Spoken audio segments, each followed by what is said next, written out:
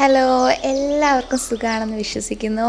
അപ്പോൾ ഇന്ന് ചെയ്യാൻ പോകുന്നത് വളരെ ക്രിയേറ്റീവായിട്ടുള്ളൊരു വീഡിയോ ആണ്. അപ്പോൾ എല്ലാവർക്കും എൻ്റെ വീഡിയോയിലേക്ക് സ്വാഗതം. ആദ്യം തന്നെ പറയുന്നു, എന്നത്തെയും പോലത്തെ ഒരു വീഡിയോ അല്ല, കുറച്ചുകൂടെ ക്രിയേറ്റീവായിട്ടാണ് ഇന്നത്തെ വീഡിയോ ഷൂട്ട് ചെയ്തിരിക്കുന്നത്. അപ്പോൾ ശ്രദ്ധിച്ചിരിക്കുക. അപ്പോൾ നമ്മുടെ ഇന്നത്തെ ക്രിയേറ്റീവായിട്ടൊരു സിറ്റ് ഔട്ട് അറേഞ്ച്മെൻ്റ് ആണ് ഇന്നത്തെ വീഡിയോ. അപ്പോൾ നേരെ വീഡിയോയിലേക്ക് പോകാം. വീഡിയോയുടെ അവസാനമായിരിക്കും പ്ലാന്റ്സിനെ പറ്റിയിട്ടും അതിൻ്റെ കുറച്ച് ഡീറ്റെയിൽസും പറയുന്നത്.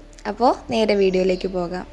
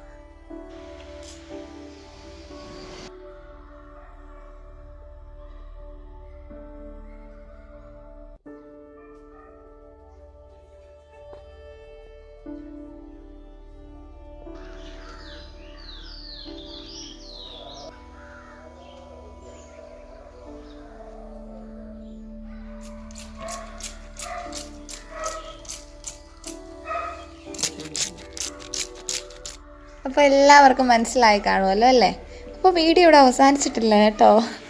അപ്പോൾ നമ്മൾ ഉപയോഗിച്ചിരിക്കുന്ന പ്ലാന്റ്സിൽ കൂടുതലും സിങ്കോണിയം വെറൈറ്റീസാണ് എടുത്തേക്കുന്നത്. അപ്പോൾ സിങ്കോണിയം ആയതുകൊണ്ട് തന്നെ അത് ലോ ലൈറ്റ് പ്ലാന്റ് ആണ്.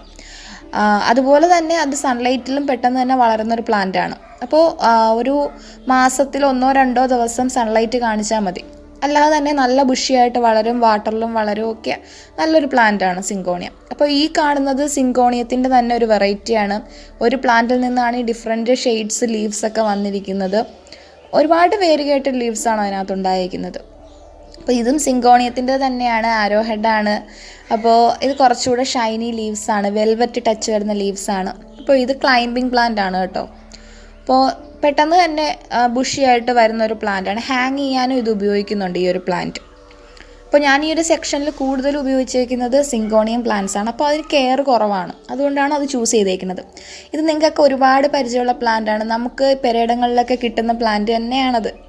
അപ്പോൾ ആ ഒരു പ്ലാന്റും ഒരുപാട് ഫ്രണ്ട്ലി ആയിട്ടുള്ളൊരു പ്ലാന്റാണ്, ഹോംലി പ്ലാന്റാണ്. അപ്പോൾ ഈ കാണുന്നത് സിങ്കോണിയത്തിൻ്റെ തന്നെ മിനിയേച്ചർ വെർഷനാണ്. അപ്പോൾ നല്ലൊരു പ്ലാന്റാണത്. അപ്പോൾ ഈ കാണുന്ന 4 സിങ്കോണിയം ഉപയോഗിച്ചിട്ടാണ് ഇവിടെ കുറച്ച് ബുഷിനെസ് വരുത്തിയിരിക്കുന്നത്. നിങ്ങൾക്ക് കാണുമ്പോൾ തന്നെ മനസ്സിലാക്കും, കുറച്ച് പ്ലാന്റ്സേ ഉള്ളൂ. അതുകൊണ്ടാണ് ഇത്രയും ബുഷിയാക്കുന്ന മെത്തേഡിലേക്ക് ഞാൻ വന്നത്. നമ്മൾ പ്ലാന്റിൻ്റെ പോട്ട്സ് എപ്പോഴും അടുക്കി വെക്കുക, അപ്പോൾ നമുക്ക് കുറച്ചുകൂടെ റിച്ച് അപ്പിയറൻസ് കിട്ടും. ഇത് മരാന്ത ഫാമിലിയിൽപ്പെട്ട പ്രയർ പ്ലാന്റ് ആണ്. അത്യാവശ്യം നല്ല കെയർ വേണം ആ ഒരു പ്ലാന്റിന്.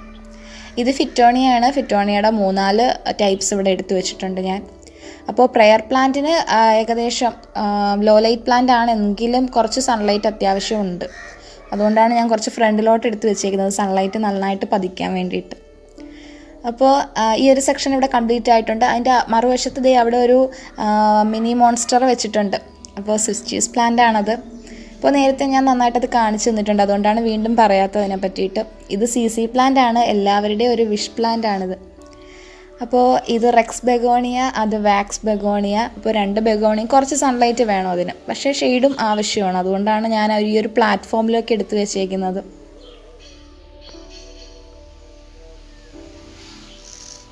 പ്ലാൻസ് ഇടയ്ക്കിടയ്ക്ക് ചേഞ്ച് ചെയ്ത് കൊടുക്കുന്നത് നന്നായിരിക്കും. കാരണം എപ്പോഴും ഒരേ സ്ഥലത്ത് തന്നെ ഇരുന്നാൽ നമുക്ക് തന്നെ ബോറടിക്കില്ലേ, അതുപോലെ തന്നെയാണ് അവരുടെ കാര്യം.